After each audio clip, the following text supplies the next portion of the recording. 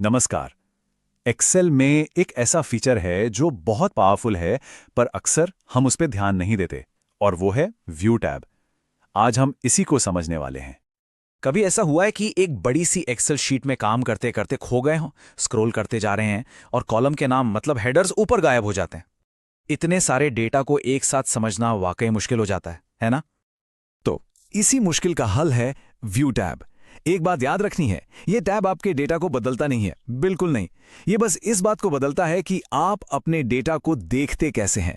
सोचिए, ये आपकी वर्कशीट के लिए एक डायरेक्टर की कुर्सी जैसा है, जहां से आप पूरे प्रेजेंटेशन को कंट्रोल कर सकते हैं। चलिए और करीब से देखते हैं कि ये काम कैसे करता है। आज के इस टूर में हम व्यू टैब के इन 5 जरूरी हिस्सों को देखेंगे, ताकि आप इसे इस्तेमाल करने में एक्सपर्ट बन जाएं।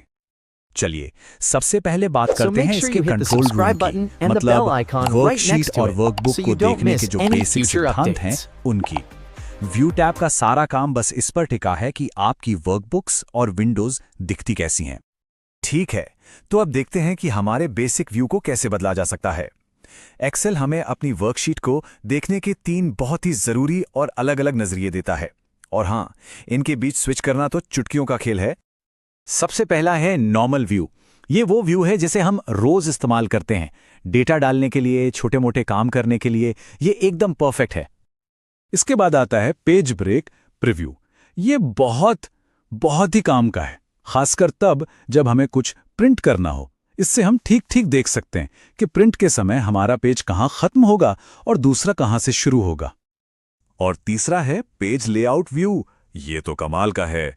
ये हमें बिल्कुल वैसा ही दिखाता है जैसा हमारी शीट प्रिंट होने के बाद दिखेगी।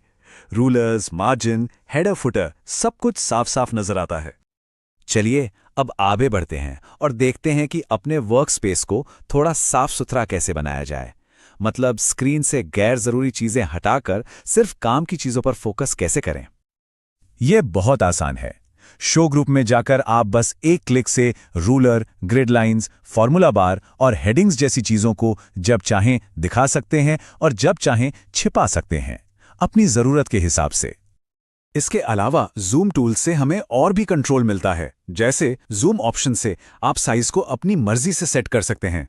100% पर क्लिक करते ही शीट वापस अपनी नॉर्मल साइज में आ जाती है। और मेरा फेवरेट जूम टू सिलेक्शन, इससे सिर्फ वो सेल स्क्रीन पर बड़े होकर दिखते हैं जिन्हें हमने सेलेक्ट किया है।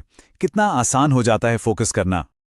अच्छा, So अब make हम sure you view hit the tab के subscribe button सबसे and the bell पावरफुल हिस्से icon की तरफ right बढ़ next रहे to हैं। it, so you यहाँ don't कुछ miss ऐसे any टूल्स future हैं जो updates. बड़ी बड़ी शीट्स पर काम करते समय हमारी बहुत बड़ी मुश्किलें हल कर देते हैं।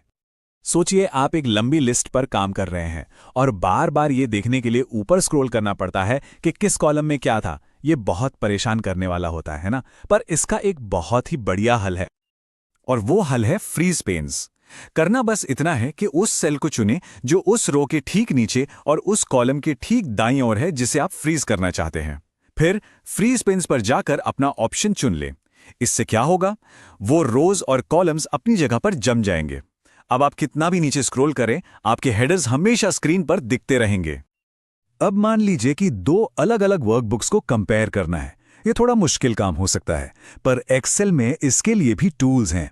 व्यू साइड बाय साइड से दोनों वर्कबुक अगल बगल खुल जाती हैं, और जब ये एक्टिव हो तो सिंक्रोनस स्क्रॉलिंग को भी ऑन कर सकते हैं। इससे जब आप एक विंडो में स्क्रॉल करेंगे तो दूसरी भी बिल्कुल वैसे ही स्क्रॉल होगी। लाइन बाय लाइन कंपैरिजन करना कितना आसान हो जाता है। सिर्फ कंपेयर ही नहीं, हमारे पास विंडो को कंट्रोल करने के और भी कई ऑप्शंस हैं। जैसे कि न्यू विंडो से उसी वर्कबुक की एक और कॉपी खुल जाती है। अरेंज ऑल से सारी खुली हुई विंडोज स्क्रीन पर सेट हो जाती हैं। स्प्लिट से आप एक ही विंडो को कई हिस्सों में बांट सकते हैं, और हाइड या अनहाइड से तो आप पूरी की पूरी वर्कबुक को ही कुछ देर के लिए छुपा सकते हैं। चलिए अब हम अपने टूर के आखिरी पड़ाव पर हैं। व्यू टैब में एक ऐसा दरवाजा भी है जो हमें एक्सेल की सबसे एडवांस दुनिया यानी ऑटोमेशन की तरफ ले जाता है, और ये दरवाजा है मैक्रोस का। मैक्रो क्या है? आसान भाषा में कहें तो ये हमारे कामों की एक रिकॉर्डिंग है। उन कामों की जो हमें बार बार करने पड़ते हैं। एक बार रिकॉर्ड कर लो और फिर जब भी जरूरत हो बस एक बटन दबाओ और वो काम अपने आप हो जाएगा। सोचिए कितना समय बच सकता है। कैसा हो अगर आपकी सबसे थकाऊ रिपोर्ट्स बस एक क्लिक में तैयार हो जाएं? यही वो पावर है जो मैक्रोस से मिलती है। और इस सफ़र की शुरुआत व्यू टैब से ही होती है। उम्मीद है कि इस जानकारी से अब आप अपनी स्प्रेडशीट्स को और बेहतर तरीके से कंट्रोल कर पाएंगे।